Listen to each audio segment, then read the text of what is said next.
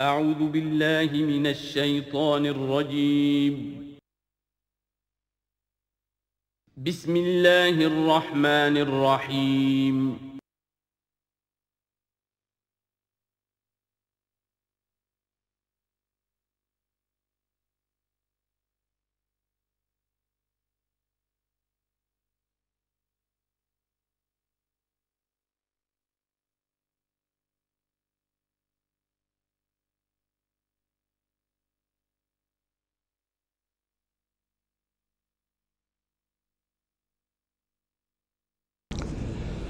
اعوذ باللہ من الشیطان الرجیم بسم اللہ الرحمن الرحیم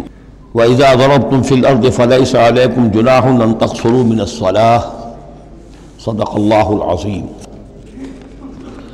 اب یہ پھر کچھ شریعت کے احکام آ رہے ہیں، گویا کہ خطاب کا رخ پھر اب مسلمانوں کی طرف، اہل ایمان کی طرف۔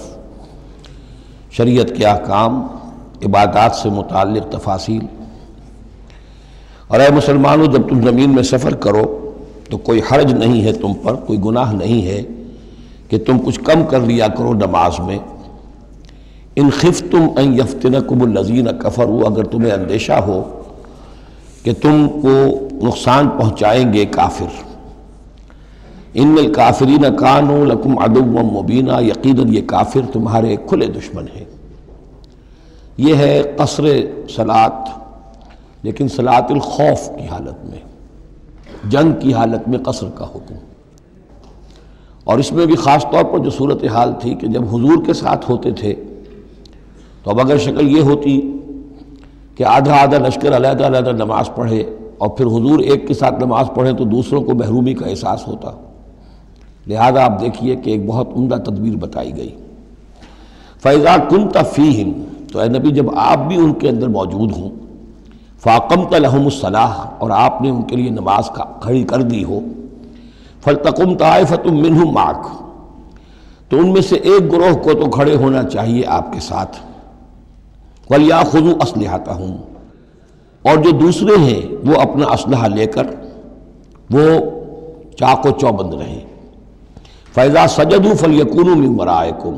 تاکہ جب تم سجدہ کرو، جو حضور کے ساتھ نماز پڑھ رہے سجدے میں جائیں تو وہ دوسرا گروہ جو ہے جو نماز میں شریک نہیں ہے وہ ان کی حفاظت کرے، کھڑے رہیں ان کے پیچھے۔ وَلْتَأْتِ طَائِفَةٌ أُخْرَىٰ، اب اس کے بعد ہوتا کیا تھا کہ حضور نے ایک رکعت نماز پڑھا دی اور آپ بیٹھے رہے، دوسری رکعت کے لیے اٹھے نہیں۔ دوسری رکعت مسلمانوں نے خود ادا کر لی۔ اب جب انہوں نے سلام پھیر دیا چلے گئے تو جو پہلے جو تھے جو اس وقت تک شریک نہیں ہوئے تھے وہ حضور کے پیچھے آ گئے۔ اب حضور نے ایک رکعت اور پڑھی تو ان کی ایک رکعت حضور کے پیچھے ہو گئی، اس کے بعد حضور نے ایک رکعت کے بعد سلام پھیر دیا، انہوں نے پھر ایک رکعت اور ادا کر لی، اس طریقے سے کہ کوئی بھی حضور کی امامت کے شرف سے اور فضل سے محروم نہ رہے۔ فَإِذَا سَجَدُوا فَلْيَكُونُوا مِنْ وَرَائِكُمْ وَلْتَأْتِ طَائِفَةٌ أُخْرَىٰ لَمْ يُصَلُّوا فَلْيُصَلُّوا مَعَكَ، اب وہ دوسرا گروہ کو آنا چاہیے کہ جنہوں نے ابھی نماز نہیں پڑھی تھی کہ وہ آپ کے ساتھ نماز پڑھیں۔ وَلْيَأْخُذُوا حِذْرَهُمْ وَأَسْلِحَتَهُمْ، اور ان کو چاہیے کہ وہ اپنی ڈھالیں بھی، اپنا بچاؤ بھی اور اسلحہ بھی ساتھ رکھے۔ وَدَّ الَّذِينَ كَفَرُوا لَوْ تَغْفُلُونَ عَنْ أَسْلِحَتِكُمْ وَأَمْتِعَتِكُمْ، یہ کافر تو اسی طاق میں رہتے ہیں، اسی امید میں رہتے ہیں کہ تم جیسے ہی غافل ہو جاؤ۔ وَدَّ الَّذِينَ كَفَرُوا لَوْ تَغْفُلُونَ عَنْ أَسْلِحَتِكُمْ، اپنے اسلحہ سے غافل ہو جاؤ، وَأَمْتِعَتِكُمْ، اور اپنے مال و اسباب سے، فَيَمِيلُونَ عَلَيْكُمْ مَيْلَةً وَاحِدَةً، تو وہ تم پر ایک دم ٹوٹ پڑے حملے کے اندر۔ وَلَا جُنَاحَ عَلَيْكُمْ إِن كَانَ بِكُمْ أَذًى مِّن مَطَرٍ، اور کوئی حرج نہیں ہے تم پر، کوئی گناہ نہیں ہے اگر تمہیں کوئی تکلیف ہو یا بارش کی وجہ سے کوئی صورتحال ایسی ہو، اور کنتم مرضى، یا تم بیمار ہو، ان تضعوا اسلحتکم، کہ اسلحہ تو اپنا رکھ دو، وخذوا حذرکم، لیکن صرف ڈھال لے لیا کرو کہ اچانک کوئی حملہ ہو جائے تو اگر پوری تلوار نیزہ وغیرہ سب اپنے جسم پر لگایا ہوا ہے تو نماز کا پڑھنا مشکل ہے، اور یہ کہ حالات ایسے ہیں تو اسلحہ علیحدہ رکھ دیا جائے لیکن ڈھال اپنے پاس موجود رہے، تاکہ اچانک کوئی حملہ ہو تو کم سے کم انسان کو وقت ملے کہ وہ اپنے آپ کو بچا کر اور پھر وہ اپنا اسلحہ بھی لے لے گا۔ ان اللہ اعد للکافرین عذابا مہینا، یقیناً اللہ تعالیٰ نے کافروں کے لیے ایک بہت اہانت آمیز عذاب تیار کر رکھا ہے۔ فَإِذَا قَضَيْتُمُ الصَّلَاةَ، پھر جب یہ نماز اس طریقے سے تم ادا کر لو، فاذکروا اللہ قیاما وقعودا وعلی جنوبکم، تو پھر ذکر کرو اللہ کا کھڑے ہوئے، بیٹھے ہوئے، لیٹے ہوئے، سواریوں پر چلتے ہوئے۔ وہ ذکر جو ہے وہ ذکر کثیر، وہ صرف نماز کے ساتھ نہیں ہے، بلکہ جیسے سورہ جمعہ میں آیا ہے کہ فَإِذَا قُضِيَتِ الصَّلَاةُ فَانتَشِرُوا فِي الْأَرْضِ وَابْتَغُوا مِن فَضْلِ اللَّهِ وَاذْكُرُوا اللَّهَ كَثِيرًا لَعَلَّكُمْ تُفْلِحُونَ۔ ہر حال میں جب تم اللہ کو یاد رکھو، اللہ کا ذکر کرتے رہو۔ ادعیہ معصورہ ہیں، اوراد معصورہ ہیں، اوراد مسنونہ ہیں، ان کے سے اپنی زبان کو اور اپنے ذہن کو اور قلب کو ایمان کے ساتھ تر و تازہ رکھو۔ فَإِذَا اطْمَأْنَنْتُمْ، اور جب تمہیں امن حاصل ہو جائے، یعنی یہ نماز کی یہ کیفیت جو ہے یہ صرف اس شکل میں ہوگی کہ خوف ہے، صلاۃ الخوف۔ جب تمہیں امن حاصل ہو جائے، خوف جاتا رہے، فَأَقِیمُوا الصَّلَاةَ، پھر نماز قائم کرو جیسے کہ نماز کے قائم کرنے کے آداب ہیں، اس کی شرائط ہیں۔ ان الصلاۃ کانت علی المؤمنین کتابا موقوتا، یقیناً نماز اہل ایمان پر فرض کی گئی ہے، فرض ہونے کی شکل میں اور وقت کے ساتھ۔ اس کی فرضیت ہے اور موقوت ہے، اس کے اپنے اوقات ہیں، اور اس اوقات کے ضمن میں آپ کو بتا چکا ہوں کہ حضرت جبرائیل نے 2 دن نماز آپ کو پڑھائی، ایک دن 5 نمازیں اول وقت میں، دوسرے دن 5 نمازیں آخر وقت میں، اور بتایا کہ ان کے مابین وقت ہے۔ وَلَا تَهِنُوا فِي ابْتِغَاءِ الْقَوْمِ، اور دیکھو اس قوم یعنی اپنے دشمن کا پیچھا کرنے میں سست نہ بنو۔ اب تو یوں سمجھیے کہ جو حق و باطل کی جنگ ہے وہ آخری مرحلے کو پہنچ رہی ہے، اب آخری مرحلے پہ آ کے تھک نہ جانا۔ وَلَا تَهِنُوا فِي ابْتِغَاءِ الْقَوْمِ، ان کا پیچھا کرنے میں سست مت پڑو، ہمت نہ ہارو۔ ان تکونوا تعلمون، بڑے پیارے الفاظ ہیں، اگر تمہیں کوئی تکلیف پہنچتی ہے، الم پہنچتا ہے، بے آرامی ہے، فَإِنَّهُمْ يَعْلَمُونَ تَعْلَمُونَ، تو کیا انہیں نہیں پہنچتا؟ انہیں بھی تو تکلیف پہنچتی ہے، وہ بھی جنگ کر رہے ہیں، وہ بھی زخم کھاتے ہیں، ان کے بھی لوگ مر رہے ہیں، وہ ساری تکلیفیں انہیں بھی پہنچ رہی ہیں، دشمنوں کو بھی۔ وَتَرْجُونَ مِنَ اللَّهِ مَا لَا يَرْجُونَ، اور تم اللہ سے امیدیں رکھتے ہو جو وہ نہیں رکھتے۔ تمہیں تو جنت کی امید ہے، تمہیں اللہ سے مغفرت کی امید ہے، انہیں تو یہ بھی نہیں ہے۔ تو اس اعتبار سے تمہیں تو ان سے کہیں آگے بڑھ جانا چاہیے۔ جو آخری آیت تھی سورہ آل عمران کی کہ یا ایھا الذین آمنوا اصبروا وصابروا ورابطوا، ان سے تو بڑھ جانا چاہیے صبر کے اندر کہ تمہارا سہارا تو اللہ ہے، وما صبرک الا باللہ۔ ان کے تو یہ من گھڑت قسم کے دیویاں دیوتا، ان کے دل کے اندر ان کی حقیقت میں کوئی قدر و قیمت بھی نہیں ہے، پھر بھی وہ اپنے باطل معبودوں کے لیے اس طریقے سے جان جوکھوں میں ڈال رہے ہیں، تو مسلمانوں تمہیں تو اس سے 10 گنا کرنا چاہیے۔ وَلَا تَهِنُوا فِي ابْتِغَاءِ الْقَوْمِ إِن تَكُونُوا تَعْلَمُونَ فَإِنَّهُمْ يَعْلَمُونَ كَمَا تَعْلَمُونَ وَتَرْجُونَ مِنَ اللَّهِ مَا لَا يَرْجُونَ وَكَانَ اللَّهُ عَلِيمًا حَكِيمًا، اور یقیناً اللہ تعالیٰ علیم ہے اور حکیم ہے۔ اب یہ چند آیتیں آ گئیں اہل ایمان سے خطاب میں، اب پھر کچھ منافقوں کا معاملہ ایک آ رہا ہے۔ اِنَّا أَنزَلْنَا إِلَيْكَ الْكِتَابَ بِالْحَقِّ لِتَحْكُمَ بَيْنَ النَّاسِ بِمَا أَرَاكَ اللَّهُ، اے نبی ہم نے آپ پر کتاب نازل کی ہے حق کے ساتھ، تاکہ آپ لوگوں کے مابین فیصلہ کریں انصاف کے ساتھ، اور جو اللہ نے آپ کو دکھایا ہے، یعنی ایک تو کتاب دی ہے، قانون دیا ہے، ایک آپ کو بصیرت دی ہے۔ یہ اللہ تعالیٰ کی طرف سے بصیرت خاص، ظاہر بات ہے کہ ایک جج بیٹھا ہوا ہے اور جج کے پاس سامنے کتاب ہے، فائل ہے، شہادتیں ہیں، گواہیاں ہیں، اب ایک اس کی اپنی ایک چھٹی حص بھی ہوتی ہے، اس کی اپنی جو ہے ایک ججمنٹ بھی ہوتی ہے جس کو کہ وہ بروئے کار لاتا ہے، تو اس کو اللہ کہتا ہے جیسا کہ ہم آپ کو دکھاتے ہیں اس کے مطابق فیصلہ کریں۔ وَلَا تَكُنْ لِلْخَائِنِينَ خَصِيمًا، اور خیانت کرنے والوں کی طرف سے آپ نہ جھگڑیں، یعنی ان کی طرف سے وکالت نہ فرمائیں کہ آپ کوئی اگر مسلمان ہے، کہنے کو مسلمان ہے خائن، تو اب اس کی طرفداری جو ہے آپ کو نہیں کرنی ہے۔ اس کا اصل میں ایک واقعہ ہو گیا تھا کہ ایک منافق مسلمان، اس نے کسی مسلمان کے گھر میں چوری کی، نقب لگائی، وہاں سے ایک آٹے کا تھیلا لے لیا، کچھ اسلحہ لے لیا، وہ اپنے گھر تک آیا تو وہ آٹے کی تھیلے کے اندر کہیں سوراخ تھا، تو وہ آٹا گرتا گیا، تھوڑا تھوڑا وہ سارا راستہ جو ہے پتہ چل گیا کہ اس کے گھر تک سوراخ پہنچ گیا۔ پھر اسے کچھ خیال آیا کہ ممکن ہے مجھ پر شک ہو جائے، اسے پتہ نہیں تھا کہ یہ آٹا بھی میرا لاش فاش کر رہا ہے۔ اس نے یہ کیا، اسی وقت جا کر ایک یہودی کے ہاں امانت رکھوا دیا، یہ سامان میری امانت ہے تمہارے پاس، لیکن وہاں بھی وہ نشان جو ہے آٹے کا وہاں بھی پہنچ گیا۔ اب اگلے روز جب تلاش ہوئی اور وہ آٹا جو گرا ہوا تھا راستے میں، اس کو دیکھ کر کھوج لگاتے ہوئے لوگ پہلے اس کے مکان پر پہنچے، اس نے صاف انکار کر دیا، تلاشی لے لی، چیز نکلی نہیں۔ اب انہوں نے دیکھا تو وہ آگے جا رہے ہیں نشان، وہ وہاں پہنچ گئے، یہودی کے ہاں برآمد ہو گیا۔ یہودی نے کہا ٹھیک ہے، یہ مال ہے، یہ رات رکھے یہاں پر حفاظت کے لیے رکھ گیا تھا۔ اب یہاں پہ جھگڑا ہو گیا کہ اس کے جو قوم کے لوگ تھے، اس کے گھرانے کے لوگ، اس منافق مسلمان کے، ان کا نہیں یہ جھوٹ بولتا ہے، یہ یہودی چور ہے۔ اب وہ یہودی کا اور مسلمان جو منافق تھا اس کا مقدمہ تھا جو حضور کے سامنے آیا، اور پوری قوم، اس کا پورا گھرانہ جو ہے، وہ قبیلہ اس کا جو ہے وہ آ گیا شور مچاتے ہوئے اور قسمیں کھاتے ہوئے، ہمارا یہ آدمی تو بہت نیک ہے، اس پر خامخواہ یہ جھوٹا الزام لگ رہا ہے اور یہ ہے اور وہ ہے، یہاں تک کہ کچھ حضور کا دل بھی پسیجنے لگا اس شخص کے بارے میں۔ اس پر یہ آیت نازل ہوئی ہے، خیانت کرنے والے کے طرف سے آپ وکالت نہ کریں، اس کے سہارا نہ بنیں، اس کو مدد نہ پہنچائیں۔ وَلَا تَكُنْ لِلْخَائِنِينَ خَصِيمًا، اب خصیمہ بحث کرنے والا، للخائنین، علی الخائنین ہوتا تو خائنوں کے خلاف، للخائنوں کے حق میں آپ دلیل نہ دیں۔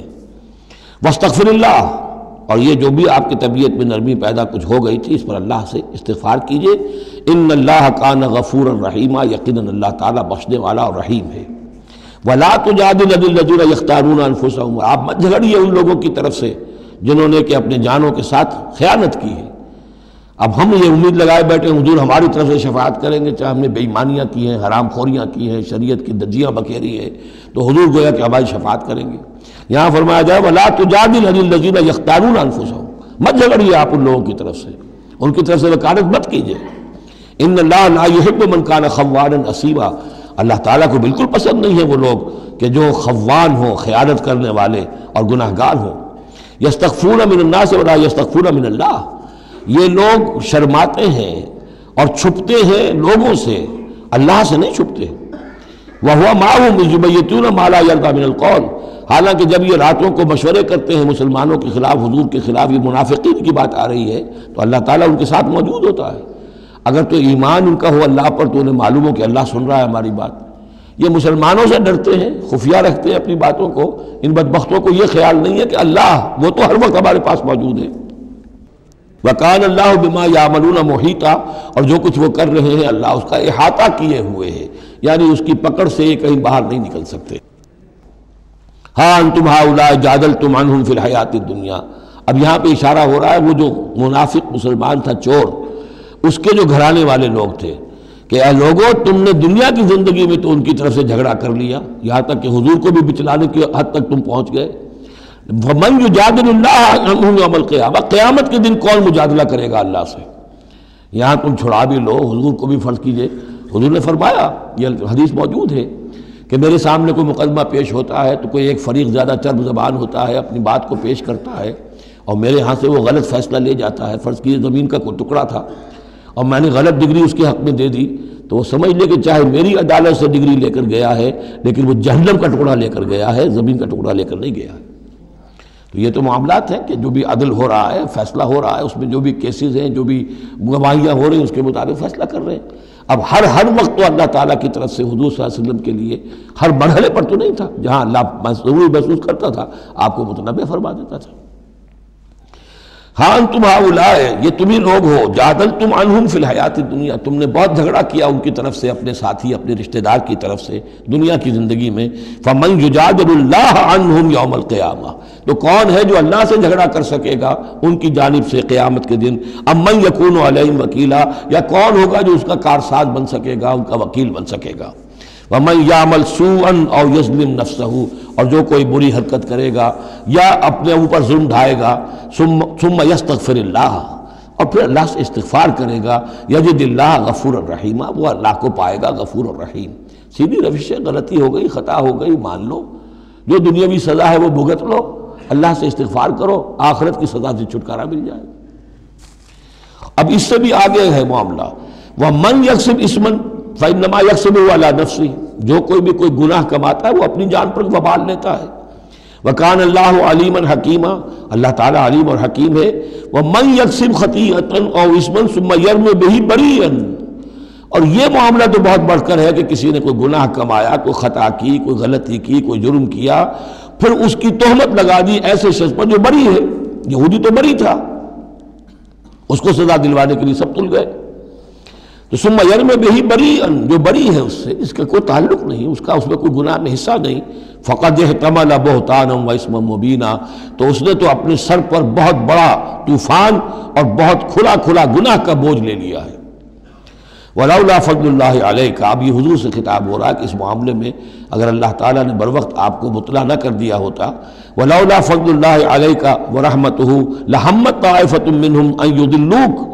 تو ان میں سے ایک گروہ ان منافقین میں سے وہ تو اس کے اوپر تل گیا تھا کہ آپ کو گمراہ کر دے، یعنی آپ سے غلط فیصلہ کروا لے، عدالت محمدی سے ظلم ہو جائے، اور وہ جو اصل میں مجرم نہیں تھا، بے گناہ جو ہے یہودی، اس کو پکڑ لیا جائے۔ وَلَوْلَا فَضْلُ اللَّهِ عَلَيْكَ وَرَحْمَتُهُ لَهَمَّتْ طَائِفَةٌ مِّنْهُمْ أَن يُضِلُّوكَ وَمَا يُضِلُّونَ إِلَّا أَنفُسَهُمْ، حقیقت میں وہ نہیں گمراہ کر رہے مگر اپنے آپ کو، وَمَا يَضُرُّونَكَ مِن شَيْءٍ، اور اے نبی وہ آپ کو نقصان نہیں پہنچا سکیں گے، یعنی ہم ایسے مواقع پہ بر وقت آپ کو مطلع کرتے ہیں۔ وَأَنزَلَ اللَّهُ عَلَيْكَ الْكِتَابَ وَالْحِكْمَةَ، اور اللہ نے آپ پر کتاب نازل کی ہے اور حکمت نازل کی ہے، وَعَلَّمَكَ مَا لَمْ تَكُنْ تَعْلَمُ، اور وہ ساری باتیں آپ کو سکھائی ہیں جو آپ نہیں جانتے تھے، وَكَانَ فَضْلُ اللَّهِ عَلَيْكَ عَظِيمًا، اور یقیناً اللہ کا فضل آپ پر بہت بڑا ہے۔ لا خیر فی کثیر من نجواہم، اب یہ چونکہ منافقین تھے یہ اپنے نجوا کرتے تھے، علیحدہ بیٹھ کے گفتگویں کرنا، سرگوشیاں کرنا، اور طرح طرح کے نجوا ہوتے تھے، بیٹھے باتیں بھی کر رہے ہیں، مسکرا بھی رہے ہیں کسی کو دیکھ کر، تاکہ اس کے دل میں خلجان پیدا ہو جائے یہ میرے بارے میں کوئی باتیں کر رہے ہیں، اشارے بھی کر رہے ہیں، تو 100 طرح سے ہتھ کنڈے، اور یہ ہماری مجلسوں میں بھی ہوتا ہے، یہ سارے معاملات جو کہ انسانی معاشرے کے اندر جیسے ہوتے تھے آج بھی ہوتے ہیں۔ لا خیر فی کثیر من نجواہم، یہ جو نجوا کرتے ہیں، سرگوشیاں کرتے ہیں، ان میں سے اکثر میں کوئی خیر نہیں ہے۔ الا من امر بصدقۃ، ہاں ایک بات ہو سکتی ہے، خاموشی سے کسی کو علیحدگی میں لے جا کر کسی صدقے کی اس کو تلقین کی جائے کہ بھائی دیکھو تمہیں اللہ نے غنی کیا ہے، یہ محتاج ہے میں جانتا ہوں، تو علیحدگی بجائے اس کے کہ پبلک میں اس سے بات کرو، اسے علیحدہ جا کے سمجھاؤ، یہ اچھی بات ہے۔ او معروف، یا کسی اور نیکی کا حکم دے، او اصلاح بین الناس، یا لوگوں کے معاملات کو درست کرنے کے لیے، دو بھائی جھگڑ پڑے ہیں تو کرنا پڑتا ہے یہ کہ ایک سے جا کر بات سنیے، پھر اس کی بات جو ہے اس کو اچھی شکل میں پیش کیجئے دوسرے بھائی کے پاس کہ آپ کو مغالطہ ہوا، انہوں نے یہ بات یوں نہیں کہی تھی یوں کہی تھی، اس طریقے سے جو بھی کوئی ہو رہا ہو علیحدہ علیحدہ خفیہ گفتگو، تو اس میں کوئی حرج نہیں ہے۔ وَمَن يَفْعَلْ ذَلِكَ ابْتِغَاءَ مَرْضَاتِ اللَّهِ، جو شخص اس طرح کا نجوا کرے گا، اس طرح کی سرگوشی کرے گا اللہ تعالیٰ کی رضا جوئی کے لیے، فَسَوْفَ نُؤْتِيهِ أَجْرًا عَظِيمًا، ان کو تو ہم اللہ تعالیٰ جو ہے ہم دیں گے بہت بڑا اجر۔ وَمَن يُشَاقِقِ الرَّسُولَ، اور جو رسول کی مخالفت پر تلا ہوا ہے، یہ نجوا کر رہا ہے مخالفت میں، سازشیں، سرگوشیاں، بھڑکا رہا لوگوں کو، دیکھو جی یہ کر دیا، یہ کر دیا، اپنے لوگوں کے لیے یہ کر دیا۔ غزوہ حنین میں ہوا، غزوہ حنین میں چونکہ بہت سے مسلمان وہ تھے مکے کے جو اسی وقت ایمان لائے تھے فتح مکہ کے بعد، اب بہت شریک تھے وہ اس جنگ کے اندر حنین میں، مال غنیمت میں حضور نے ان کی دلجوئی کے لیے تالیف قلب کہتے ہیں ذرا زیادہ مال دے دیا، اس پر لوگوں نے شور مچا دیا۔ دیکھو جی اب وقت جب کڑے وقت تھے، مشکل وقت تھے تو ہم، اب جب یہ اچھا وقت آیا ہے تو اپنے رشتہ دار یاد آ گئے۔ مکے والے ظاہر بات ہے رشتہ دار تو تھے، بات تو غلط نہیں ہے، قبیلہ تھا قریش کا۔ یہ 100 طرح کی باتیں جو آج ہوتی ہیں وہی ہوتی تھی ہمیشہ، یہ انسان کی فطرت جو ہے اس میں کوئی تغیر و تبدل نہیں ہوا ہے۔ وَمَن يُشَاقِقِ الرَّسُولَ مِن بَعْدِ مَا تَبَيَّنَ لَهُ الْهُدَىٰ، اور جو رسول کی مخالفت پر تل گیا اس کے بعد کہ اس پر ہدایت واضح ہو چکی، وَيَتَّبِعْ غَيْرَ سَبِيلِ الْمُؤْمِنِينَ، اور وہ اہل ایمان کے راستے کے سوا کوئی راستہ اختیار کرے، نُوَلِّهِ مَا تَوَلَّىٰ، ہم بھی اسی کی طرف اس کا رخ کر دیتے ہیں جو رخ اس نے اختیار کر لیا ہو، وَنُصْلِهِ جہنم، اور ہم اسے پہنچائیں گے جہنم میں، وَسَاءَتْ مَصِيرًا، اور وہ بہت بری جگہ ہے جانے کی اور لوٹنے کی۔ یہ آیت بڑی اہم ہے اس اعتبار سے کہ امام شافعی رحمۃ اللہ علیہ یہ کہتے ہیں کہ میں نے اجماع کا جو معاملہ ہے قرآن مجید سے تلاش کرنے کی کوشش کی اور مجھے نہیں ملا، یعنی اللہ کے اطاعت یہ تو ٹھیک ہے جو قرآن میں آیا ہے وہ قانون کا ایک سورس ہے، حضور کا فرمان، حضور کی سنت سورس ہے، اسی طرح اجتہاد وہ بھی سمجھ میں آ گیا، یہ اجماع کس شے کا نام ہے، قرآن میں کہیں ذکر نہیں آیا۔ تو کہتے ہیں کہ میں نے 300 مرتبہ پورا قرآن پڑھا شروع سے آخر تک صرف اس ایک مسئلے کو سامنے رکھ کر کہ مجھے اجماع کے لیے کوئی دلیل قرآن سے ملے، تب اس آیت پر آ کر 301ویں مرتبہ پھر نگاہ جمی، وَيَتَّبِعْ غَيْرَ سَبِيلِ الْمُؤْمِنِينَ، یعنی گویا کہ اہل ایمان کا جو راستہ ہے جس پر اجماع ہو گیا اہل ایمان کا، یہ خود اپنی جگہ ایک بہت بڑی سند ہے، اس لیے کہ حضور نے فرمایا میری امت ضلالت پر کبھی جمع نہیں ہوگی۔ تو جن چیز پر اجماع ہو جائے وہ گویا کہ وہ خود اپنی جگہ پر وہ اس کو ایک حیثیت حاصل ہو جاتی ہے، اوتھینٹسٹی۔ ان اللہ لا یغفر ان یشرک بہ، دوبارہ پھر وہ آیت آ گئی، اللہ تعالیٰ ہرگز نہیں بخشے گا اس سے کہ اس کے ساتھ شرک کیا جائے، ویغفر ما دون ذلک، اور بخش دے گا اس کے سوا جو کچھ ہے اس سے کمتر ہے، لمن یشاء، جس کو چاہے گا، یہ بھی کوئی فری لائسنس نہیں۔ ومن یشرک باللہ فقد ضل ضلالا بعیدا، اور جو شرک کرتا ہے اللہ کے ساتھ تو وہ تو پھر گمراہ ہو گیا اور گمراہی میں بھی بہت دور نکل گیا۔ ان یدعون من دونہ الا اناثا، اب یہاں گویا کہ پہلی مرتبہ آپ دیکھ رہے ہیں کہ وہ مشرکین مکہ کی بات بھی ہو رہی ہے، نہیں پکار رہی اللہ کے سوا مگر مؤنث کو، عورتوں کو، اس لیے کہ ان کی دیویاں جو ہیں لات، عزا، منات، لات الہ کی مؤنث ہے، لات، لا اور لات، اور عزا العزیز کا مؤنث ہے، العزیز، العزا، منات، یہ سب جو ہیں فیمنن نیمز ہیں۔ ان یدعون من دونہ الا اناثا، نہیں پکار رہے وہ مگر یہ فیمیل ڈیٹیز کو، وَإِن يَدْعُونَ إِلَّا شَيْطَانًا مَرِيدًا، اور نہیں پکار رہے یہ مگر در حقیقت شیطان کو پکار رہے ہیں، لات کا کوئی وجود نہیں، منات کا کوئی وجود نہیں، ہاں شیطان ضرور ہے جو ان کی پکار سن رہا ہے۔ لعنہ اللہ، اللہ نے اس پر لعنت فرما دی ہے، وقال، اور اس نے بھی یہ کہا ہے، لَأَتَّخِذَنَّ مِنْ عِبَادِكَ نَصِيبًا مَفْرُوضًا، اے اللہ میں تیرے بندوں میں سے ایک تو مقرر حصہ تو لے کر ہی چھوڑوں گا، مجھ کو تو اپنے ساتھ جہنم میں پہنچاؤں گا، ہم تو ڈوبے ہیں صنم، ان کو بھی لے ڈوبیں گے، ان کو بھی ہم نے چھوڑنا نہیں ہے۔ لعنہ اللہ وقال لأتخذن من عبادک نصیبا مفروضا ولأضلنہم، میں تو لازماً ان کو بہکاؤں گا، ولأمنینہم، ان کے دلوں میں بڑی امیدوں کے چراغ روشن کروں گا، بڑے برائٹ کیریئرز ہیں، اس میں بڑی بڑی تمنائیں ہیں، آرزویں ہیں، لگے رہو اسی کام کے اندر، پھر امانیہ ہیں، اللہ بخشی دے گا، اللہ ہم تو اللہ کے رسول کے امتی ہیں، ہمیں خوف کس بات کا ہے، ہم تو اللہ کے بیٹے ہیں، اس کے بڑے چہیتے ہیں، ہمیں کس کا خوف ہے۔ اور پھر یہ کہ امیدیں بڑی بڑی، طول عمل جس کو کہتے ہیں، دنیا کے لمبے لمبے منصوبے۔ وَلَأُضِلَّنَّهُمْ وَلَأُمَنِّيَنَّهُمْ وَلَآمُرَنَّهُمْ، اور میں انہیں حکم دوں گا، فَلَيُبَتِّكُنَّ آذَانَ الْأَنْعَامِ، پھر میرے حکم سے یہ چوپایوں کے کان چیر دیں گے۔ تو میں بتا چکا ہوں سورہ انعام میں یہ باتیں ساری آئیں گی، فلاں کے نام پر ایک اونٹ کو اس کے کان چیر کر جو ہے آزاد کر دیا، اب اسے کوئی چھیڑ نہیں سکتا، اس کا گوشت نہیں کھایا جا سکتا، اس پر سواری نہیں ہو سکتی، فلاں بت کے یا فلاں ڈیٹی کے نام پر اس کو جو ہے چھوڑ دیا گیا ہے۔ وَلَآمُرَنَّهُمْ، اور میں پھر انہیں حکم دوں گا، فَلَا يُغَيِّرُنَّ خَلْقَ اللَّهِ، وہ اللہ کے خلق میں تبدیلی کریں گے۔ اب جو کچھ آپ دیکھ رہے ہیں کہ مردوں میں عورتوں کے سے انداز، عورتوں میں مردوں کے سے انداز اختیار کرنا، یہ سارا جو کچھ ہو رہا ہے، اور اب جو ہو رہا ہے وہ تو یہ سمجھیے جینیٹکس جو ہے، اور اس میں اللہ کی تخلیق میں اب انسان اس جگہ پہنچ گیا ہے کہ وہ اپنا اختیار استعمال کر رہا ہے۔ اللہ کی تخلیق، اس کی اسپیشیز بنائی ہوئی، اس کی جینز، اب انسان جو ہے اس کے ذریعے سے وہ سارا معاملہ جو آج پہنچا ہوا ہے بڑے ایک عجیب حد تک پہنچ گیا ہے کہ اللہ کی بنائی ہوئی چیزوں کے اندر تغیر و تبدل کیا جائے۔ وَمَنْ يَتَّخِذِ الشَّيْطَانَ وَلِيًّا مِنْ دُونِ اللَّهِ فَقَدْ خَسِرَ خُسْرَانًا مُبِينًا، اور جس شخص نے بھی اللہ کو چھوڑ کر شیطان کو اپنا ولی بنا لیا، فَقَدْ خَسِرَ خُسْرَانًا مُبِينًا، تو وہ تو بہت کھلے خسارے میں اور تباہی میں مبتلا ہو گیا۔ یعدہم ویمنیہم، وہ ان سے وعدے بھی کرتا ہے، انہیں امیدیں بھی دلاتا ہے، شیطان جس کو ہم کہتے ہیں سبز باغ دکھاتا ہے۔ وما یعدہم الشیطان الا غرورا، اور نہیں وعدہ کرتا ان سے شیطان مگر دھوکے کا، وہ اپنے کسی وعدے کو پورا نہیں کر سکتا۔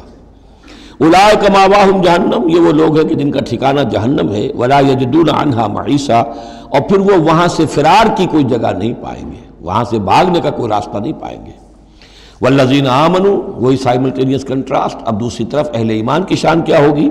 والذین آمنوا وعملوا الصالحات، جو لوگ ایمان لائیں اور نیک عمل کریں، سندخلہم جنات تجری من تحتہا الانہار، انہیں ہم عنقریب داخل کریں گے باغات میں جن کے نیچے نہریں بہتی ہوں گی، خالدین فیہا ابدا، جس میں وہ ہمیشہ ہمیش رہیں گے۔ وعد اللہ حقا، اللہ کا یہ وعدہ حق ہے، درست ہے، سچ ہے۔ ومن اصدق من اللہ قیلا، اور اللہ سے بڑھ کر کس کی بات سچی اور زیادہ ہو سکتی ہے؟ کون ہو سکتا ہے اپنے قول میں زیادہ سچا اللہ سے؟ لیس بامانیکم ولا امانی اہل الکتاب، اب یہاں پھر رخ پڑ رہا ہے مسلمانوں کی طرف۔ اے مسلمانوں، نہ تمہاری خواہشات پر کوئی شے موقوف ہے، نہ اہل کتاب کی خواہشات پر۔ تنبیہ آ گئی کہ تمہارے اندر بھی یہ خواہشات پیدا ہو جائیں گی، وشفل تھنکنگ پیدا ہو جائیں گی، شفاعت کے دھوکے پر تم حرام خوریاں کرو گے، سب کچھ کرو گے، وہی جو کچھ انہوں نے کیا تم بھی کرو گے۔ لیکن جان لو کہ اللہ کا قانون جو ہے غیر متبدل ہے، وہ بدلے گا نہیں۔ لیسا بامانیکم، نہ تمہاری خواہشات سے، وشفل تھنکنگ سے، تمہاری امانی سے، تمہاری تمناؤں سے کچھ ہوگا، ولا امانی اہل کتاب، نہ اہل کتاب کی امانی سے۔ من یعمل سوءا یجز بہ، جو کوئی برا کام کرے گا اس کی جزا اسے مل کر رہے گی۔ بہت سخت الفاظ ہیں یہ، اگرچہ اس میں نرمی کا پہلو ہے، اس لیے کہ بعض اوقات بدی کی جگہ پر نیکی جو ہے وہ اس کو اثر کو دھو دے گی، لیکن اکاؤنٹ فار تو ہو گیا نا، مطلب یہ اکاؤنٹ فار ہو کر رہے گی عرشے۔ اب یہ ہے کہ کسی کی نیکی نے اس کی بدی کو چھپا لیا، کسی نے غلطی کی تھی، اس نے توبہ کی صدق دل کے ساتھ، وہ اس کی بدی جاتی رہی، لیکن اکاؤنٹ فار ہوگا معاملہ۔ توبہ کو دیکھا جائے گا، توبہ سچی تھی، واقعی تھی، واقعی اس نے اس حرکت کو پھر چھوڑ دیا تھا کہ نہیں، یا یہ صرف یہ کہ زبان سے گردان ہو رہی تھی استغفر اللہ ربی من کل ذنب واتوب الیہ، اور سارا وہ گناہ جو ہے اور حرام خوری جو کہ تم جاری تھی، تو وہ توبہ نہیں ہے۔ من یعمل سوءا یجز بہ ولا یجد له من دون اللہ ولیا ولا نصیرا، اور نہیں پائے گا وہ اللہ کے سوا نہ کوئی حمایتی، بلکہ یہاں ترجمہ ہوگا اللہ کے مقابلے میں نہ کوئی حمایتی پائے گا، نہ کوئی مددگار۔ ومن یعمل من الصالحات من ذکر او انثی، اور جو کوئی عمل کرے گا نیکیوں کا، خواہ وہ مذکر ہو خواہ مؤنث ہو، مرد ہو یا عورت ہو، وہو مومن، ہو مومن صاحب ایمان، فاولئک یدخلون الجنۃ ولا یظلمون نقیرا، تو یہ وہ لوگ ہیں کہ جو جنت میں داخل ہوں گے اور ان کی کوئی حق تلفی تل کے برابر بھی نہیں کی جائے گی۔ ومن احسن دینا ممن اسلم وجہہ للہ وہو محسن، اس سے بہتر دین کس کا ہوگا جس نے نمبر 1 اپنا چہرہ، اپنا سر اللہ کے سامنے جھکا دیا،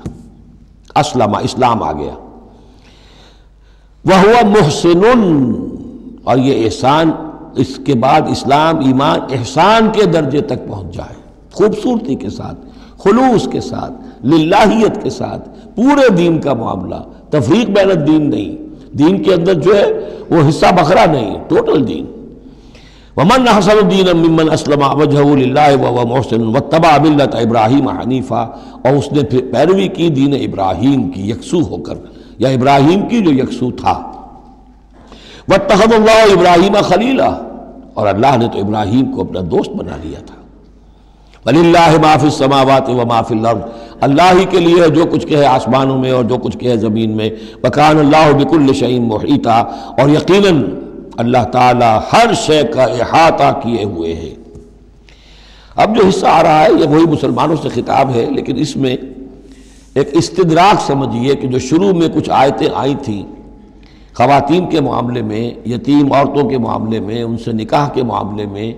یا طلاق کے معاملے میں، اب اس میں کچھ وضاحتیں، کچھ سوالات مسلمانوں کی طرف سے ہوئے، مزید وضاحتیں طلب کی گئیں تو اللہ نے یہ وضاحتیں نازل کی ہیں، اور یہاں پر ساتھ یہ فرما دیا وَيَسْتَفْتُونَكَ فِي النِّسَاءِ، اے نبی یہ آپ سے عورتوں کے بارے میں سوال کر رہے ہیں، بات پوری طرح ان پر کھلی نہیں ہے، واضح نہیں ہوئی ہے۔ قُلِ اللَّهُ يُفْتِيكُمْ فِيهِنَّ، ٹھیک ہے کہہ دیجئے اے نبی ان سے، اللہ تمہیں فتویٰ دیتا ہے، بتاتا ہے، وضاحت کرتا ہے ان کے بارے میں۔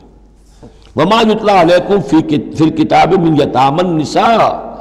اب وہ آیت نمبر 3 کے اندر بات واضح ہو گئی، قرآن نے ثابت کر دیا کہ وہاں جو کہا تھا کہ وَإِنْ خِفْتُمْ أَلَّا تُقْسِطُوا فِي الْيَتَامَى، تو یتامى النساء مراد تھی وہاں پر،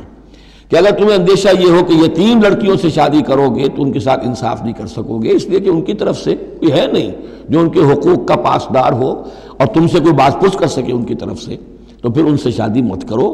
بلکہ تم اور جو عورتیں ہیں شادی اگر کرنی ہے ایک سے زائد تو ما طاب لکم من النساء مثنی وثلاث ورباع، شادی کرو۔ تو یہاں فرمایا وہ تھا عورتوں کی، یتیم عورتوں کے بارے میں وہ حکم تھا، ما یتلا علیکم، جو تمہیں سنایا گیا، جو سنایا جا رہا ہے کتاب میں، فی یتامى النساء، ان عورتوں کے بارے میں کہ جو یتیم ہیں، وہ عورتیں یا لڑکیاں، لا توتونہن ما کتب لہن، تم دیتے نہیں ہو انہوں جو اللہ نے ان کے لیے لکھ دیا ہے، بغیر مہر کے یتیم بچی تھی آپ نے شادی کر لی، کون اس کی طرف سے مہر طلب کرے گا؟ وترغبون ان تنکحوہن، اور چاہتے ہو کہ اسے نکاح بھی کرو، والمستضعفین من الولدان، اسی طرح بچے جو ہیں ان کے ساتھ بھی جو ظلم ہوتا ہے، وان تقوموا للیتامى بالقسط، اور وہ جو ہم نے تفصیل سے احکام دیے ہیں کہ یتیموں کے معاملے میں انصاف پر کاربند رہو، وما تفعلوا من خیر فإن اللہ کان بہ علیما، اور جو خیر بھی تم کرو گے اللہ اس سے واقف ہے، تمہاری نیتوں کو جانتا ہے۔ تو وہ احکام ہیں، بنیادی ہدایات دے دی گئی ہیں، اور اس میں اس سے اضافی شے جو ہے وہ یہ ہے کہ تمہاری نیت صاف ہونی چاہیے۔ واللہ یعلم المفسد من المصلح، اللہ جانتا ہے کہ کون حقیقت میں شرارتی ہے اور کون جو ہے اس کی نیت صحیح ہے۔ وَإِنِ امْرَأَةٌ خَافَتْ مِنْ بَعْلِهَا نُشُوزًا، اب دیکھیے ایک نشوز عورت کے لیے آیا تھا کہ اگر واللاتی تخافون نشوزہن، وہ عورتیں، وہ بیویاں کہ جو سرکشی کر رہی ہیں، حکم نہیں مان رہی ہیں، تابعداری نہیں کر رہی ہیں، زدہ پر اڑی ہوئی ہیں، ان کے بارے میں تو آ چکا تھا شروع میں۔ اب یہاں عورتوں پر بھی تو ہو سکتا ہے کہ مرد ظلم کر رہا ہے، مرد جو ہے وہ ان کا حقوق ادا نہیں کر رہا ہے، شوہر جو ہے وہ اپنی قوامیت جو ہے اس کو غلط طریقے پہ استعمال کر رہا ہے، روب ڈالتا ہے، دھونس دیتا ہے، یا اور بری طریقے سے ستاتا ہے، تنگ کرتا ہے، تنگ کر کے وہ مہر معاف کرواتا ہے، یا کچھ اور، اگر ذرا اس کے والدین اچھے کھاتے پیتے ہیں تو لاؤ اپنے والدین کے گھر سے۔ یہ ساری گندگیاں جو ہمارے معاشرے میں ہوتی ہیں اور عورتیں بیچاری اس میں پستی ہیں، وہ جو چکی کے دو پارٹوں کے مابین۔ وَإِنِ امْرَأَةٌ خَافَتْ مِنْ بَعْلِهَا نُشُوزًا، اور اگر کسی عورت کو اپنے شوہر سے اندیشہ ہو جائے کہ وہ زیادتی کرے گا، وہ زیادتی کر رہا ہے اور وہ اس کے حقوق ادا نہیں کر رہا، او اعراضاً، یا اب وہ اس کی طرف میلان ہی نہیں رکھتا، اب وہ گویا کہ بیوی ہے ہی نہیں، اس کی طرف کوئی میلان نہیں، کوئی نئی شادی رچائی ہے اور سارا جو ہے توجہ جو ہے وہ اب نئی نویلی دلہن کی طرف ہے، او اعراضاً، جی بھر گیا، توجہ ہٹ گئی، فلا جناح علیہما، تو ان دونوں پر کوئی الزام نہیں ہوگا، ان یصلحا بینہما صلحا، کہ وہ آپس میں بیٹھ کر صلح کر لیں۔ صلح سے مراد یہاں پر اپنا معاملہ طے کر کے اور عورت خلا کر لے، بس صلح خیر۔ لیکن خلا کرنے میں جیسا کہ ہم پڑھ چکے ہیں، عورت کو مہر چھوڑنا پڑے گا، لیا تھا تو کچھ واپس کرنا پڑے گا۔ والصلح خیر، صلح اچھی ہے۔ وأحضرت الأنفس الشح، البتہ جو انسانی نفس ہے اسے لالچ جو ہے اس پر مسلط رہتا ہے۔ مرد چاہے گا میرا پورا مہر واپس کرو، عورت چاہے گی کہ مجھے کچھ بھی واپس نہ کرنا پڑے۔ وَإِن تُحْسِنُوا، یہ آ چکا ہے سورہ بقرہ کے اندر، یہ مضامین آ چکے ہیں۔ وَإِن تُحْسِنُوا، اگر تم نیکی کرو، تم مرد ہو، تم مردانگی کا ثبوت دو اس معاملے کے اندر، نرمی کرو، ان کا حق جو ہے زیادہ رکھو۔ وَتَتَّقُوا فَإِنَّ اللَّهَ كَانَ بِمَا تَعْمَلُونَ خَبِيرًا، اور تم تقویٰ کی روش اختیار کرو تو جان لو کہ اللہ تعالیٰ تمہارے تمام اعمال سے باخبر ہے۔ وَلَن تَسْتَطِيعُوا أَن تَعْدِلُوا بَيْنَ النِّسَاءِ، اچھا وہاں یہ آیت بھی آئی تھی کہ وَإِنْ خِفْتُمْ أَلَّا تَعْدِلُوا فَوَاحِدَةً، اگر تمہیں اندیشہ یہ ہو کہ تم اپنی بیویوں پہ اگر ایک سے زائد ہیں، دو ہیں، تین ہیں، چار ہیں، تو عدل نہیں کر سکو گے تو پھر ایک ہی پر اکتفا کرو، پھر دوسری شادی مت کرو۔ تمہیں اطمینان ہے، تمہیں اپنے اوپر یہ اعتماد ہے کہ تم یہ عدل کر سکتے ہو تب دوسری شادی کرو، ورنہ نہیں۔ لیکن اب اس میں جیسا کہ میں نے عرض کیا تھا کہ کچھ چیزیں تو ہوتی ہیں گنتی کی، ناپ تول کی، اس میں تو عدل ہو سکتا ہے، لیکن ایک قلبی میلان جو ہے اس کے اندر تو ظاہر بات ہے انسان کے اختیار میں نہیں ہے۔ حضور صلی اللہ علیہ وسلم نے اپنی تمام ازواج کے لیے ہر چیز گن گن کر، یعنی باریاں بھی مقرر تھیں آپ کی شب باشی کی، دن میں بھی اب آپ ایک چکر لگاتے تھے عصر اور مغرب کے درمیان، تو تھوڑی تھوڑی دیر ہر اپنی زوجہ محترمہ کے پاس ٹھہرتے تھے، کہیں تھوڑی دیر بھی زیادہ ہو جاتی تو کھلبلی مچ جاتی تھی، آج وہاں کیوں ٹھہر گئے، آج زینب کے پاس زیادہ وقت کیوں لگ گیا، آج فلاں کیا ہو گیا، وہاں شہد دیا گیا تھا وہ شہد پی رہے تھے تو اس وجہ سے دیر لگ گئی۔ تو حضور سے جب کہا گیا اشارے کنائے سے آپ نے قسم کھا لی اچھا میں آئندہ کبھی شہد نہیں پیوں گا، حضور نے اللہ تعالیٰ نے ٹوک دیا کہ حضور یہ کیوں آپ قسم کھا رہے ہیں، لما تحرم ما احل اللہ لک تبتغی مرضات ازواجک۔ تو یہ چیزیں جو ہوتی ہیں انسانی معاشرے میں، بہرحال بہت بہتر معاملہ تھا، بہت بہتر تھا حضور کے ازواج مطہرات کا آپس میں، لیکن یہ کہ بالکل ظاہر بات ہے کہ کچھ نہ کچھ تو شوق ناپا جو ہوتا ہے اس کے کوئی نہ کوئی اثرات تو ہوتے ہیں، یہ عورت کی فطرت ہے، وہ اس کے اندر اختیار میں نہیں ہے۔ تو یہ چیزیں جو ہے فرمایا کہ اگر تم وَلَن تَسْتَطِيعُوا أَن تَعْدِلُوا بَيْنَ النِّسَاءِ، تمہارے لیے ممکن ہی نہیں ہے کہ تم عورتوں کے مابین انصاف کر سکو۔ مراد کیا ہے؟ قلبی میلان، یہ حدیث کے اندر واضح ہو گیا۔ اور حضور فرمایا کرتے تھے کہ اللہ جو بھی چیزیں ہیں میں نے اس میں پورا عدل کیا ہے، باقی جہاں تک میرے دل کا میلان کا تعلق ہے مجھے امید ہے تو مجھ سے مواخذہ نہیں کرے گا، یہ ہے ظاہر بات ہے۔ لیکن اگر تم چاہو بھی تو تم عدل نہیں کر سکتے۔ وَلَن تَسْتَطِيعُوا أَن تَعْدِلُوا بَيْنَ النِّسَاءِ وَلَوْ حَرَصْتُمْ، چاہے تم کتنے حریص ہو اس کے، نہیں کر سکتے۔ فَلَا تَمِيلُوا كُلَّ الْمَيْلِ، تو ایسا نہ ہو کہ ایک کی طرف پورے کے پورے جھک جاؤ، میلان، میل، کل المیل، ایک ہی کی طرف پورا میلان ہو جائے، فَتَذَرُوهَا كَالْمُعَلَّقَةِ کہ دوسری بیوی معلق ہو کر رہ گئے، اب نہ وہ شوہر والی ہے اور نہ آزاد ہے، اس سے کوئی تعلق ہی نہیں۔ وَإِن تُصْلِحُوا وَتَتَّقُوا اگر تم اصلاح کر لو اور تقوی کی روش اختیار کرو، فَإِنَّ اللَّهَ كَانَ غَفُورًا رَحِيمًا تو اللہ تعالیٰ بھی غفور الرحیم ہے۔ وَإِن يَتَفَرَّقَا اب یہ بہت اہم موضوع ہے کہ ہمارے ہاں طلاق کے بارے میں جو یہ مشہور ہو گیا صحیح ہے، ان ابغض الحلال عند اللہ الطلاق، یہ حلال چیزوں میں سب سے زیادہ اللہ کو ناپسند جو ہے وہ طلاق ہے، لیکن اسے کفر کے درجے تک پہنچایا ہوا ہے۔ لڑائی چل رہی ہے، جھگڑا چل رہا ہے، مزاجوں میں موافقت نہیں ہے، ایک دوسرے کو کوس رہے ہیں، دن رات کا جھگڑا ہے، طلاق نہیں دینی، یہ احمقانہ طرز عمل ہے، بالکل احمقانہ، شریعت کی منشا کے بالکل خلاف۔ یہاں آپ دیکھیں کہ ایک طرح کی ترغیب ہے طلاق کی، ترغیب۔ وَإِن يَتَفَرَّقَا اب اگر وہ متفرق ہو جائیں، علیحدہ ہو جائیں، سیپریشن جو آپ استعمال کرتے ہیں، سیپریٹ ہو جائیں، یغن اللہ کلا من سعتہ اللہ دونوں کو اپنی کشادگی کشائش سے غنی کر دے گا۔ ہو سکتا ہے اس عورت کو بھی کوئی بہتر رشتہ مل جائے کہ جو اس سے اس کے ساتھ مزاجی موافقت رکھنے والا ہو، اور اس شوہر کو بھی اللہ تعالیٰ کوئی بہتر بیوی دے دے کہ جس کے اور اس کے درمیان جو ہے مزاج کے اندر موافقت پیدا ہو جائے۔ تو یہ کہ عدم موافقت ہے، لڑتے رہنا ہے، دنگا فساد ہے، لیکن یہ کہ وہ طلاق نہیں دینی ہے، یہ ہندوانہ اثرات ہیں ہم پر نمبر ایک، اور دوسرے عیسائیانہ اثرات ہیں۔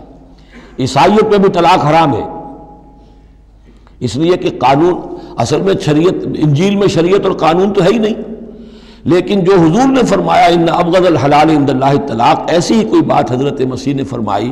کہ طلاق اگر بلا وجہ کوئی شخص طلاق دے دیتا ہے تو یہ ایسا ہی ہے، فرض کیجئے کہ اب وہ عورت جو ہے اس کی وہ بے سہارا رہ گئی، ہو سکتی ہے کہ اس کا آوارہ ہو جائے، تو گویا کہ اب اس کی گناہ کا وبال اس پر ہوگا کہ جس نے اسے طلاق دی ہے،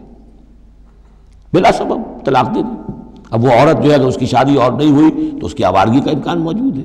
تو اس کو سمجھنا چاہیے کہ یہ اخلاقی تعلیم تھی، یہ قانونی تعلیم نہیں تھی۔ قانونی تعلیم تو وہی ہے کہ جو تورات کے اندر ہے، حضور حضرت مسیح فرما کر گئے ہیں کہ یہ نہ سمجھو کہ میں قانون کو ختم کرنے آیا ہوں، موزائک لا جو ہے حضرت موسیٰ کی شریعت وہ تم پر نافذ رہے گی، لاگو رہے گی، عائد رہے گی۔ تو قانون قانون ہے اور اس کے ساتھ اخلاق کی تعلیم ہوتی ہے، اس کو انہوں نے قانون بنا دیا، نتیجہ یہ ہوا جب تک بیوی کے اوپر آپ بد کرداری کا الزام ثابت نہ کر دیں آپ طلاق نہیں دے سکتے، لہذا وہ 100 طریقے کر کے پہلے اسے بد کردار بناتے ہیں اور پھر اس کا ثبوت لیتے ہیں، تب جان چھڑاتے ہیں، ورنہ جان چھوڑ نہیں سکتی۔ تو یہ سارا کا سارا معاملہ جو ہے شریعت کے اندر تو جو صحیح راستے رکھ دیے گئے ہیں ان کو اگر چھوڑا جائے گا تو پھر غلط راستے اختیار کرنے پڑیں گے۔ تو ایک ہندوانہ اثرات جو ہمارا پس منظر ہے، اور ایک جدید تہذیب کے جس پر عیسائیت کا غلبہ ہو گیا تھا، ان کے ہاں کے اثرات کی وجہ سے یہ طلاق کا معاملہ ہمارے ہاں تقریباً کفر بنا دیا لوگوں نے۔ وَإِن يَتَفَرَّقَا يُغْنِ اللَّهُ كُلًّا مِّن سَعَتِهِ اگر وہ علیحدہ ہو جائیں، نہیں مزاجوں کی موافقت ہو رہی، وَكَانَ اللَّهُ وَاسِعًا حَكِيمًا اللہ بڑی وسعت رکھنے والا ہے، بڑی سمائی رکھنے والا ہے، اس کے خزانے بڑے وسیع ہیں،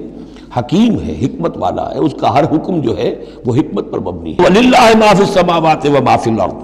اللہ ہی کا ہے جو کچھ کہ ہے آسمانوں میں اور جو کچھ کہ ہے زمین میں۔ وَلَقَدْ وَصَّيْنَا الَّذِينَ أُوتُوا الْكِتَابَ مِن قَبْلِكُمْ وَإِيَّاكُمْ أَنِ اتَّقُوا اللَّهَ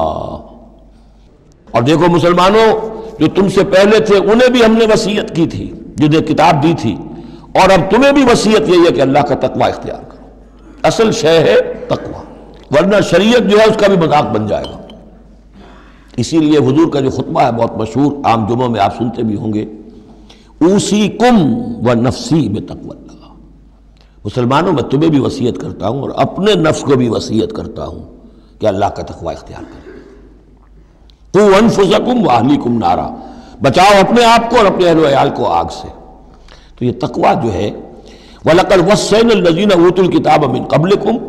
تم سے پہلے جن کو کتاب دی گئی تھی انہیں بھی ہم نے وصیت کی تھی، وَإِيَّاكُمْ اور سن لو تم بھی کان کھول کر، تمہیں بھی یہ وصیت ہے، أَنِ اتَّقُوا اللَّهَ کہ اللہ کا تقوی اختیار کرو۔ وَإِن تَكْفُرُوا اگر تم نہ مانو گے، فَإِنَّ لِلَّهِ مَا فِي السَّمَاوَاتِ وَمَا فِي الْأَرْضِ تو جو کچھ بھی ہے آسمانوں میں اور جو کچھ بھی ہے زمین میں وہ اللہ ہی کا ہے۔ وَكَانَ اللَّهُ غَنِيًّا حَمِيدًا اور اللہ تعالیٰ تو غنی ہے، اپنی ذات میں خود ستودہ صفات ہے۔ وَلِلَّهِ مَا فِي السَّمَاوَاتِ وَمَا فِي الْأَرْضِ، اور آسمان اور زمین میں جو کچھ ہے وہ اللہ کا ہے، وَكَفَى بِاللَّهِ وَكِيلًا، اور اللہ کافی ہے کارساز ہونے کے اعتبار سے۔ عورت بھی یہ سمجھے میرا کارساز اللہ ہے، یہ شوہر جو میرا ہے یہ ظلم کر رہا ہے، میرے ساتھ انصاف نہیں کر رہا ہے، تو میں اسے تعلق منقطع کروں، اللہ بہتر میرے لیے کوئی راستہ پیدا کر دے گا، اللہ کارساز ہے۔ اسی طریقے سے مرد بھی یہ سمجھے، کوئی عورت ہے دین کے معاملے میں نہیں اس کے ساتھ تعاون کر رہی ہے، وہ دین کا کام کرنا چاہتا ہے، تو آخر یہ نہیں ہے کہ سمجھا جائے کہ ہر صورت عورت سے تو نباہ کرنا ہے چاہے اللہ سے بغاوت ہو جائے، یہ تو کوئی بات نہ ہوئی، ہر چیز کو رکھنا ہے اپنے مقام پر۔ ان یشاء یذہبکم ایھا الناس، اے لوگوں کیا سمجھتے ہو تم، اللہ چاہے تو تم سب کو لے جائے، ختم کر دے، ویات بآخرین، اور لوگوں کو پیدا کر دے، تمہاری کوئی حیثیت نہیں اللہ کے مقابلے میں، نفس واحد کی طرح ہو، جب چاہے اللہ تعالیٰ تم سب کو نسیہ منسیہ کر دے۔ وَكَانَ اللَّهُ عَلَىٰ ذَلِكَ قَدِيرًا، اور یقیناً اللہ تعالیٰ اس چیز پر قادر ہے۔ مَنْ كَانَ يُرِيدُ ثَوَابَ الدُّنْيَا فَعِندَ اللَّهِ ثَوَابُ الدُّنْيَا وَالْآخِرَةِ، جو کوئی بھی دنیا کا ثواب چاہتا ہے، ساری بھاگ دوڑ محنت دن رات کی کوشش دنیا کمانے میں، اور پیسہ اور دولت اور جائیداد اور ترقی، عہدوں میں ترقی، اور اپنی اور زندگی کے اور ان چیزوں کے اندر لگے ہوئے ہیں سارے دن ساری رات، عند اللہ ثواب الدنیا والآخرہ، اللہ کے پاس تو ثواب دنیا کا بھی آخرت کا بھی ہے۔ تو ہی ناداں چند کلیوں پر قناعت کر گیا، ورنہ گلشن میں علاج تنگی دوراں بھی تھا۔ اللہ سے تم مانگو، دنیا بھی مانگو آخرت بھی مانگو۔ ربنا آتنا فی الدنیا حسنۃ وفی الآخرۃ حسنۃ وقنا عذاب النار، اللہ کے ساتھ اپنے معاملے کو درست کرو، خلوص و اخلاص کے اوپر اپنا تعلق استوار کرو، اس کی طرف سے جو ذمہ داریاں ہیں انہیں ادا کرو، پھر یہ کہ اللہ تعالیٰ دنیا سے بھی نوازے گا۔ من کان یرید ثواب الدنیا فعند اللہ ثواب الدنیا والآخرہ وکان اللہ سمیعا بصیرا، اور اللہ تعالیٰ سب کچھ سننے والا اور دیکھنے والا ہے۔ اب جو آیت آ رہی ہے وہ پھر عظیم ترین آیات میں سے قرآن مجید کی، یا ایھا الذین آمنوا کونوا قوامین بالقسط شہداء للہ ولو علی انفسکم او الوالدین والاقربین ان یکن غنیا و فقیرا فاللہ اولیٰ بہما فلا تتبعوا الہوی ان تعدلوا وان تلووا او تعرضوا فان اللہ کان بما تعملون خبیرا۔ اے اہل ایمان کھڑے ہو جاؤ عدل کو قائم کرنے کے لیے پوری قوت کے ساتھ۔ سورہ آل عمران میں ہم نے کیا پڑھا تھا؟ اللہ قائمم بالقسط ہے، شہد اللہ انہ لا الہ الا ہوا والملائکۃ واولو العلم قائمم بالقسط۔ جب اللہ عدل قائم کرنا چاہتا ہے تو اللہ کے اس دنیا میں کارندے کون ہیں؟ اہل ایمان، سپاہی ہیں، اللہ کے سپاہی، لہذا عدل قائم کرے گا اللہ دنیا میں اہل ایمان کے ذریعے۔ اللہ دین کا غلبہ چاہتا ہے لیکن اہل ایمان کو جانیں دینی ہوگی، کوششیں کرنی ہوگی، اثار کرنا ہوگا، قربانیاں دینی ہوگی، تب دین غالب ہوگا۔ لیکن یہ اندازہ کیجئے کہ کس قدر اہمیت ہے عدل و قسط، یہ جو سوشل جسٹس کا معاملہ ہے، جتنا زور اسلام نے دیا ہے بدقسمتی سے آج کا ہمارا مذہبی طبقہ اتنا ہی اس سے بے بہرا، سرے سے انہیں پتہ ہی نہیں کہ سوشل جسٹس کی بھی کوئی اہمیت اسلام میں ہے۔ قانون کی اہمیت ہے، تعزیرات کی اہمیت ہے، چور کا ہاتھ کاٹو اس کی اہمیت تو معلوم ہے، لیکن یہ کہ اس نظام کو درست کرو، ظلم ختم کرو، ایکسپلائٹیشن ختم کرو، یہ سرمایہ دار جس طریقے سے خون چوس رہے ہیں اور چوس چوس کا جیسے مچھر پھول جاتا ہے ہمارا خون پی کر، اس طرح وہ پھولے ہوئے ہیں، آخر یہ پورا نظام درست کرو نا۔ یہ مشین جو ہے، یہ پورا نظام جو ہے جس میں کہ ڈسٹریبیوشن آف ویلتھ جو ہے اس کا نظام غلط ہے۔ ایک ایسی چکی ہے کہ آٹا پیس کر ایک طرف ڈالتی ہے دوسری طرف ڈالتی ہی نہیں، ایک طرف بھوک ہے، کاد الفقر و یکون کفرا، یہ فقر جو ہے یہ تو کفر تک انسان کو پہنچا دیتا ہے۔ پہلے وہ نظام قائم کرو جس میں عدل ہو، جس میں ضمانت دی گئی ہو کہ ہر شخص کی، ہر شہری کی بنیادی ضروریات کی کفالت ہے جو نظام خلافت کے اندر ہے۔ پھر کوئی چوری کرے تو ہاتھ کاٹو، ضرور کاٹو، لیکن یہ ہے کہ قانون تو ہمیں معلوم ہے، بحالات موجودہ آپ وہ قانون نافذ کر دیجئے، فائدہ ہوگا حرام خوروں کو، بلیک مارکیٹیوں کو، جنہوں نے کہ حرام خوری سے دولت جمع کی ہوئی ہے۔ چور کا ہاتھ کٹے گا تو وہ پھر پاؤں پھیلا کے سوئیں گے، انہیں ڈر کائے کا رہا، فائدہ انہیں ہوگا۔ اصل شے یہ، میں یہ نہیں کہہ رہا کہ شریعت نافذ نہ کی جائے معاذ اللہ، لیکن یہ کہ شریعت شریعت ہے، دین دین ہے۔ لا جو ہے وہ سب سرو کرتا ہے سسٹم کو، قانون جو ہے وہ کسی نظام کو قائم کرتا ہے، مضبوط کرتا ہے، سب سرو کرتا ہے، اس کی خدمت کرتا ہے۔ جو سسٹم ہے نظام دین کا اس کو قائم کرو، اور پھر اس کو قائم رکھنے کے لیے، اسے کنسولیڈیٹ کرنے کے لیے، اسے چلانے کے لیے، اسے مستقل کرنے کے لیے قانون نافذ کرو۔ یہ ہے جو کہ اصول ہے۔ یا ایھا الذین آمنوا کونوا قوامین بالقسط شہداء للہ، یہی مضمون سورہ مائدہ میں بھی آ جائے گا، کل ہم پڑھیں گے انشاءاللہ۔ صرف یہ کہ اس میں ترتیب بدل گئی ہے، یا ایھا الذین آمنوا کونوا قوامین للہ شہداء بالقسط، بس اتنا فرق ہے۔ لیکن اس میں اشارہ ہو گیا کہ اللہ اور قسط گویا کہ مترادف الفاظ ہیں۔ گواہ بن جاؤ اللہ کے یا گواہ بن جاؤ قسط کے، کھڑے ہو جاؤ اللہ کے لیے یا کھڑے ہو جاؤ انصاف کے لیے۔ معلوم ہوا اللہ اور قسط یہ مترادف ہیں۔ یا ایھا الذین آمنوا کونوا قوامین بالقسط شہداء للہ ولو علی انفسکم، خواہ یہ انصاف کی بات تمہارے اپنے خلاف جا رہی ہو، اوی الوالدین یا تمہارے والدین کے خلاف جا رہی ہو، والاقربین خواہ تمہارے قرابت داروں کے خلاف جا رہی ہو۔ تمہارا تعلق عدل کے ساتھ، انصاف کے ساتھ، قسط کے ساتھ ہے، رشتہ داری کے ساتھ نہیں۔ ان یکن غنیا اور فقیرا، ایک چور دروازہ یہ ہوتا ہے تو خیر حق تو اس کا نہیں بنتا ہے، لیکن یہ غریب ہے، چلو میں اس کے حق میں فیصلہ کر دوں۔ ان یکن غنیا اور فقیرا فاللہ اولیٰ بہما، چاہے وہ شخص غنی ہے یا فقیر ہے، دونوں کا پشت پناہ اللہ ہے، دونوں کا کفیل اللہ ہے، تم نہیں ہو کفیل۔ تمہیں فیصلہ کرنا ہے جو صحیح ہے، جو عدل پر ہے، جو انصاف پر ہے، وہ فیصلہ کرنا ہے، کسی کی جانبداری نہیں۔ وہ جانبداری نہ باپ کی کرنی ہے، نہ ماں کی کرنی ہے، نہ بھائی کی کرنی ہے، نہ خود اپنی کرنی ہے۔ یا ایھا الذین آمنوا کونوا قوامین بالقسط شہداء للہ، اللہ کے گواہ بن کر کھڑے ہو جاؤ اللہ کے حق میں۔ دیکھیے شہادت اعلیٰ، لوگوں پر گواہی، اور شہادت للہ، اللہ کے لیے گواہی۔ یہوہاز وٹنسز، اللہ کے گواہ، یہ تو ہمیں ہونا چاہیے، اللہ کے گواہ بن کر کھڑے ہو جائیں، ہر حق بات جو اللہ کی طرف سے اس کے علم بردار ہوں، اور اس حق کو قائم کرنے کے لیے تن من دھن لگانے کے لیے اپنی کمر کس لیں۔ وَلَوْ عَلَىٰ أَنفُسِكُمْ وَبِالْوَالِدَيْنِ وَالْأَقْرَبِينَ إِن يَكُنْ غَنِيًّا أَوْ فَقِيرًا فَاللَّهُ أَوْلَىٰ بِهِمَا، ان کا خیر خواہ اللہ ہے۔ فَلَا تَتَّبِعُوا الْهَوَىٰ، تو دیکھو خواہشات کی پیروی نہ کرو، أَن تَعْدِلُوا، مبادا تم عدل سے ہٹ جاؤ،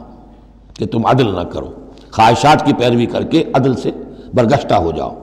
وَإِن تَلْوُوا أَوْ تُعْرِضُوا، اگر تم زبانوں کو ادھر ادھر مروڑے گے، بات جس کو آپ کہتے ہیں کہ اپنے جو ہے اپنے الفاظ جو ہیں ان کو انسان جو ہے چوئنگ یور ورڈز، تو اس طریقے سے کہ بات کہنا بھی چاہتے ہیں کہہ بھی نہیں پا رہے ہیں، حق بات جو ہے زبان سے نکالنا نہیں چاہتے، غلط بات نکل نہیں رہی ہے۔ ان تلووا او تعرضوا، یا تم اعراض کرو گے، بچ جاؤ گے، منہ موڑ لو گے، فإن اللہ کان بما تعملون خبیرا، تو اللہ تعالیٰ جو کچھ تم کر رہے ہیں اس سے پوری طرح باخبر ہے، اللہ بے خبر نہیں ہے۔ اس کے بعد اب جو مضمون آ رہا ہے وہ شاید اس سورہ مبارکہ کا اہم ترین مضمون ہے۔ یا ایھا الذین آمنوا آمنوا باللہ ورسولہ والکتاب الذی نزل علی رسولہ والکتاب الذی انزل من قبل، اے ایمان والو ایمان لاؤ اللہ پر اور اس کے رسول پر، اور اس کتاب پر جو اس نے نازل فرمائی اپنے رسول پر، اور اس کتاب پر جو اس نے پہلے نازل فرمائی۔ ایمان والو ایمان لاؤ، چھ معنی دارت۔ ایک ایمان ہے اقرار باللسان، وہ تو تمہیں حاصل ہے، وہ تمہیں موروثی طور پر حاصل ہو گیا، مسلمان ماں باپ کے گھر میں پیدا ہو گئے، وہ ایمان مل گیا۔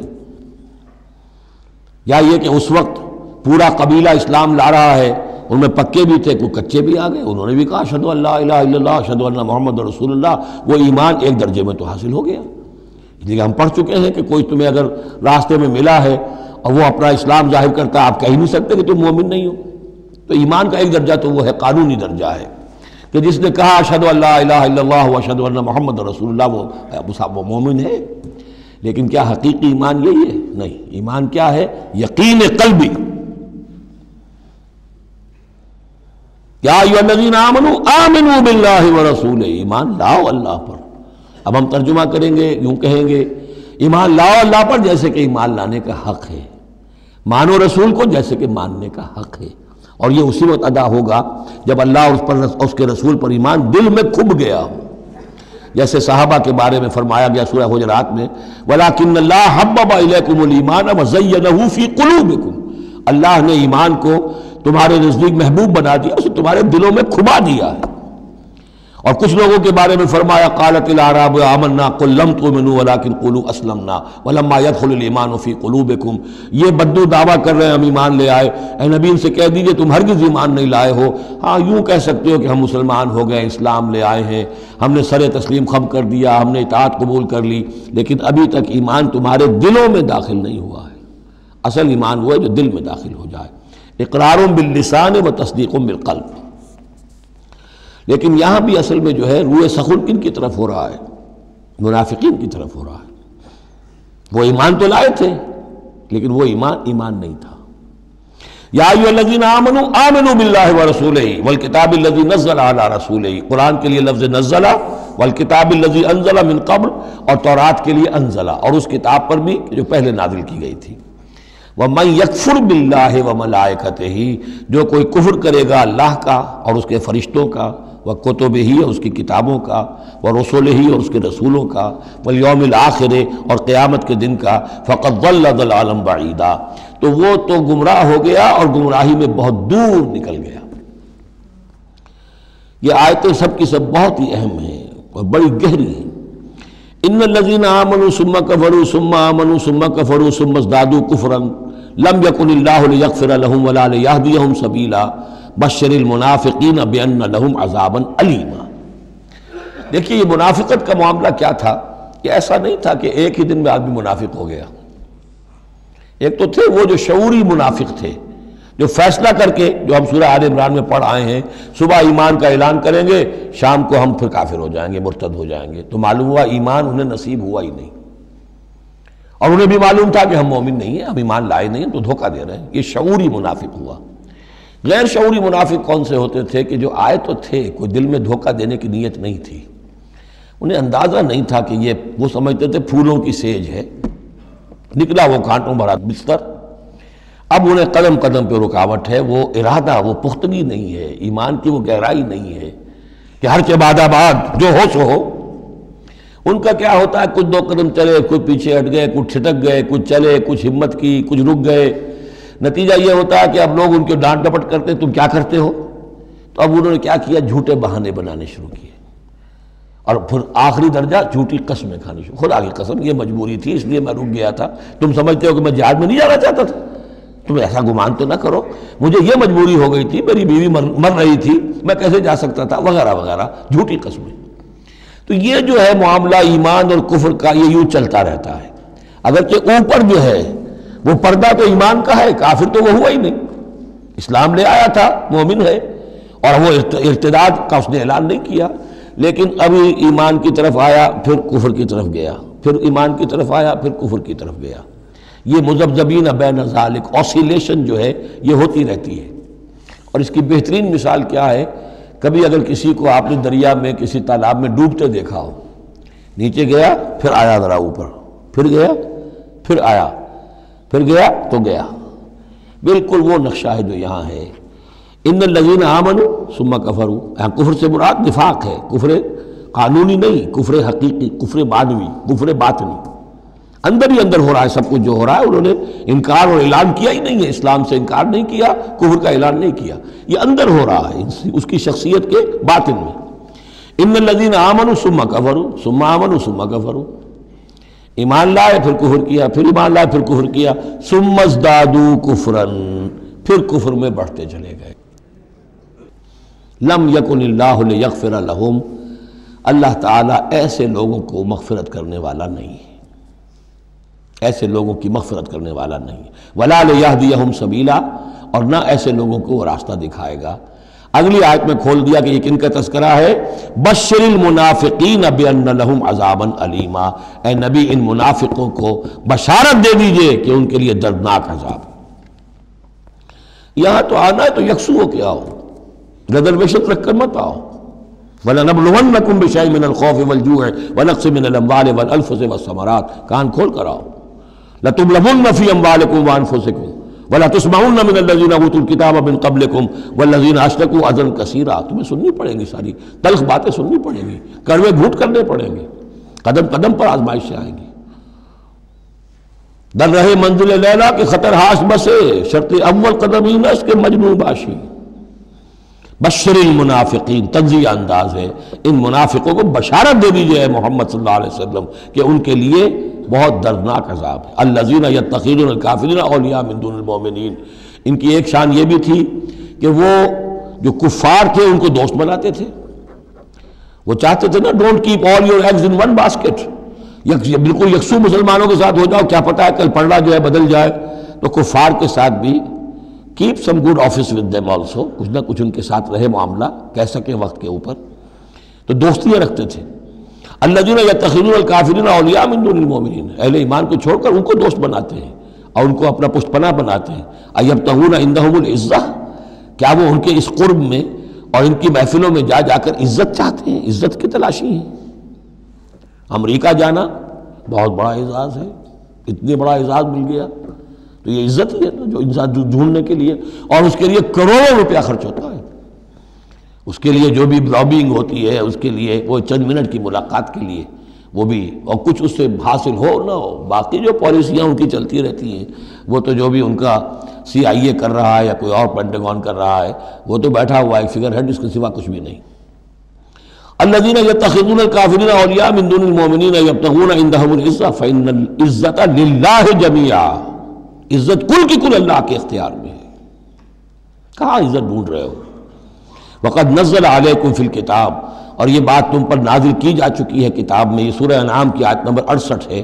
جس میں روکا گیا مسلمانوں کو کہ جب تم دیکھو کہ کافر لوگ جو ہیں استہزاء کر رہے ہیں، قرآن کا مذاق اڑا رہے ہیں، تو کم سے کم یہ ہے، اب مکے کی آیت ہے وہ، اس وقت مسلمانوں میں اتنا زور تو نہیں تھا کہ ان کو چپ کر سکتے زبردستی، لیکن یہ کم سے کم یہ کرو کہ وہاں بیٹھو مت، وہاں سے چلے جاؤ، احتجاجاً جو ہے وہاں سے رخصت ہو جاؤ، پھر وہاں بیٹھو نہیں۔ اگر بیٹھے رہو گے تو ہو سکتا ہے تمہاری غیرت کے اندر کچھ کمی آتی چلی جائے، تمہاری جو حس جو ہے وہ پھر کند پڑ جائے۔ تو اسی کا حوالہ دیا جا رہا ہے، وقد نزل علیکم، اللہ اتار چکا ہے تم پر فی الکتاب، اسی کتاب میں قرآن میں، ان اذا سمعتم آیات اللہ یکفر بہا، جب تم سنو کہ اللہ کی آیات کا کفر کیا جا رہا ہے، وہ یستہزأ بہا، اور ان کا مذاق اڑایا جا رہا ہے، فلا تقعدوا معہم، تو ان کے ساتھ مت بیٹھو، حتی یخوضوا فی حدیث غیرہ، یہاں تک کہ پھر وہ کسی اور بات میں لگ جائیں، پھر دوبارہ آ جاؤ، کوئی حرج نہیں، کوئی اور بات ہے، اس لیے کہ بہرحال ان کو کوئی نے تبلیغ کرنی ہے، ان سے گفتگو کرنی ہے، تعلق منقطع نہیں کرنا، لیکن جب وہ یہ حرکت کر رہے ہیں تب ان کے قریب مت بیٹھو۔ انکم اذا مثلہم،